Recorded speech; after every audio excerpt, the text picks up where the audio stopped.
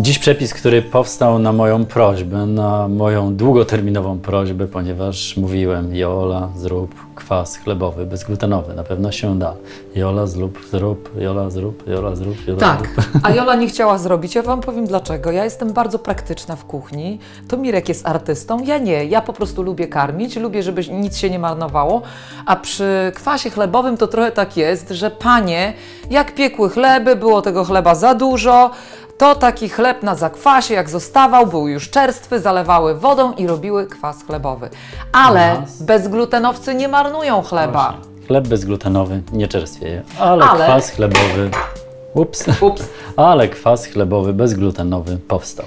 Bo można zrobić więcej tego chleba bezglutenowego specjalnie z myślą o tym, że część tych bochenków zostawimy na zrobienie kwasu chlebowego. Oczywiście nie pokażemy wam całego procesu robienia kwasu chlebowego, ponieważ musielibyście z nami czekać kilka dni. Na pewno taki chleb czerstwy bądź nieczerstwy na zakwasie, bezglutenowy, kroimy w kromki, wkładamy do piekarnika, żeby przesuszyć, zrobić grzanki. My to robiliśmy około 2 godzin w temperaturze 150 stopni. Następnie łamiemy chleb, wrzucamy do słoja i zalewamy 3 litrami przygotowanej wody, która jest połączona z drożdżami i cukrem. Woda oczywiście powinna być przygotowana i ostudzona. Oczywiście musimy pamiętać, żeby bardzo dobrze te drożdże z cukrem wymieszać.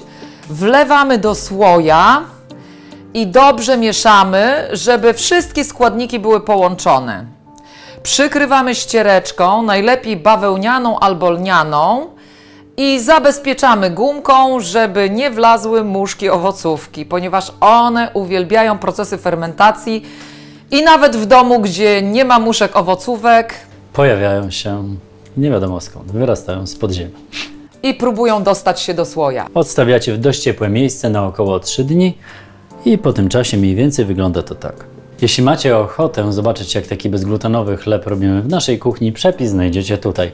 A jeśli interesują Was różne orzeźwiające napoje na lato, ponieważ lato cały czas trwa, na przykład lemoniady, linki również znajdziecie tutaj. A jeśli podoba Wam się przepis na nasz bezglutenowy kwas chlebowy, możecie go polubić, możecie również zasubskrybować kanał i nacisnąć ten dzwoneczek, który znajduje się mniej więcej tutaj, a wtedy zawsze otrzymacie powiadomienie, że coś nowego wydarzyło się w naszej wegańskiej i bezgluteноwej kuchni.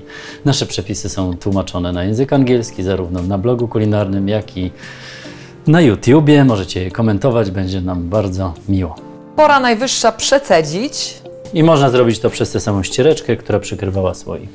Tych, którzy Gdynię mają po drodze, zapraszamy na warsztaty kulinarne oraz do naszego bistro. A tych, którzy mają do nas daleko, być może zainteresuje nasz sklep internetowy. A na ateliersmaku.pl znajdziecie dokładny przepis oraz informacje o terminach warsztatów kulinarnych.